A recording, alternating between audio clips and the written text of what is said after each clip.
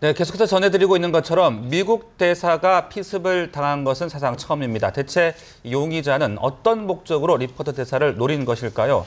네, 차두현 전 한국국제교류재단 교류이사 전화 연결하고 이야기 좀 이어가도록 하겠습니다. 나와 계십니까?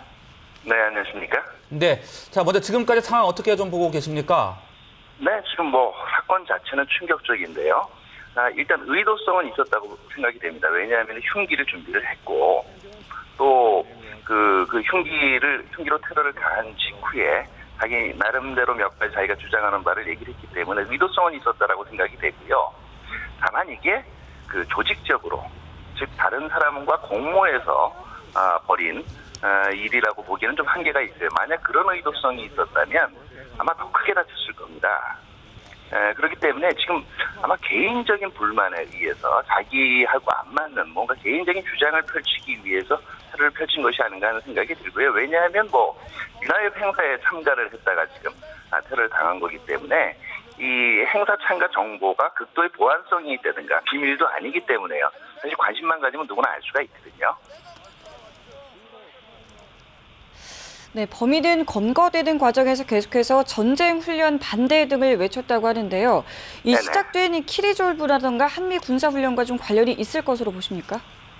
네, 아무래도 이제 이틀 전에 한미 키리졸브 훈련이 시작이 됐기 때문에 이것이 이제 한반도의 긴장을 자기 나름대로는 고조시킨다라고 보고 전쟁 반대 구호를 외친 거고, 사실 작년 하반기부터 미국의 대북 정책이 어떻게 보면은 상당히 좀 이제 원칙에 충실하고 또 북한을 좀 몰아붙이는 듯한 태도를 보였거든요. 왜냐하면은 이제 북한에 대한 유엔에서의 인권 문제에 대한 공세라든가 아니면 금년 초 오바마 대통령의 상하 합동 연설에서도 북한의 또 이 체제 전환을 암시하는 듯한 말을 하기도 했거든요. 그렇기 때문에 나름대로 북한에 대해서 너무 이게 거칠게 몰아붙이는 것이 아니냐, 이런 불만을 가지고 있는 사람들한테는 이것까지 결합이 돼가지고 최근에 한미 간의 키리졸 훈련이 어디까지나 사실 방어적인 훈련이거든요. 이거를 지금 한반도 긴장의 주요 원인으로 보고, 또 이 한반도에 와 있는 정치 그다음에 군사 사절 중에서 정치적인 사절의 최수위라고 할 수 있는 주한미 대사를 겨냥한 것이라고 볼 수가 있겠죠. 네, 지금 외신들도 이 피습 사건 긴급 타전을 하고 있고 미국 CNN도 정규 방송을 중단한 채 긴급 방송을 하고 있는 그런 긴박한 상황입니다. 이 미국에 미칠 영향 어떻게 좀 보십니까?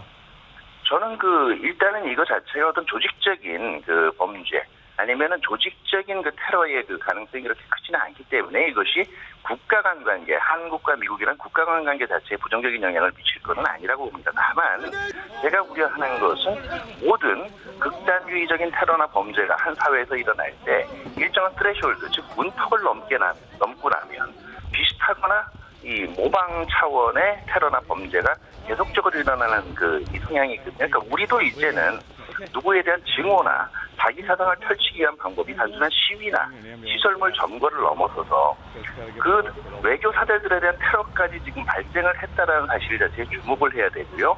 이렇게 될 경우에는 제1차적인 보호 대상은 주한미 외교 사절이나 주요한 외국으로부터 와 있는 관료들이지만은 이 한국 사회에 와 있는 외국인들에 대한 보호 정책도 강구를 해야 되고요.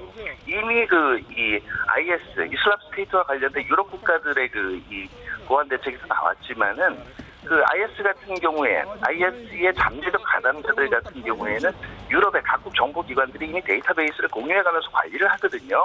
근데 우리 같은 경우에는 개인적인 인권 차원 때문에 이런 문제에 대해서 상당히 좀 소극적인 면이 있었는데, 이제는 좀 극단주의 성향을 지닌 분들에 대해서는 적절하게 공안 차원에서 이거는 공익이 작용하는 문제이기 때문에 이제는 관리할 준비를 분명히 해야 됩니다.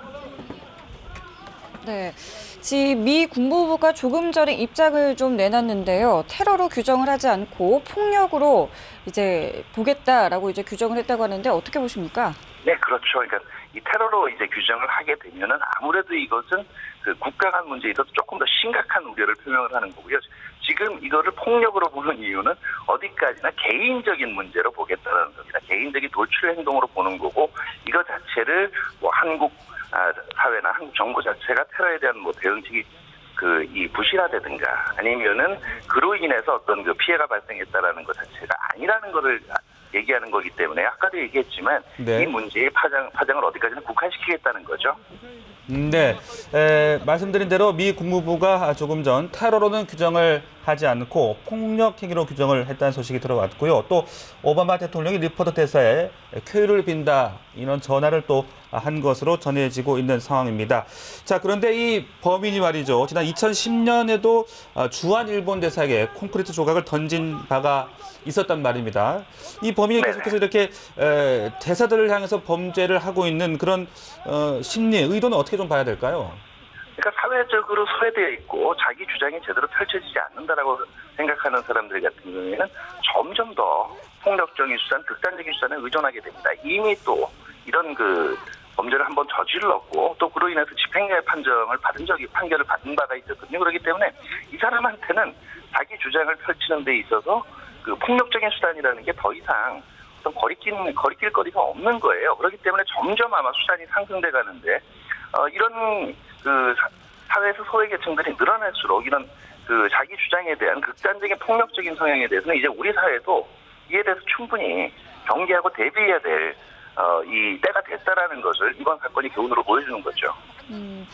이번 사건이 이제 당장 어떤 한미 관계에는 어떤 영향을 줄 거라고 생각하십니까? 아까 미 국무부의 반응도 봤지만은 이 파장 자체를 한미 관계에 대한 어떤 그 중대한 문제로 간주하지는 않겠다는 거예요. 네. 개인적인 돌출행위로 보겠다는 것이기 때문에 한미 관계 자체에 당장 어떤 영향을 미칠 걸로 보이지는 않겠습니다만 향후 유사한 사례가 발생하지 않도록 우리 내부에서 이에 대한 대비책은 이제 확실히 강구를 해야 되겠죠. 네, 알겠습니다. 오늘 말씀 감사합니다. 고맙습니다. 네, 감사합니다.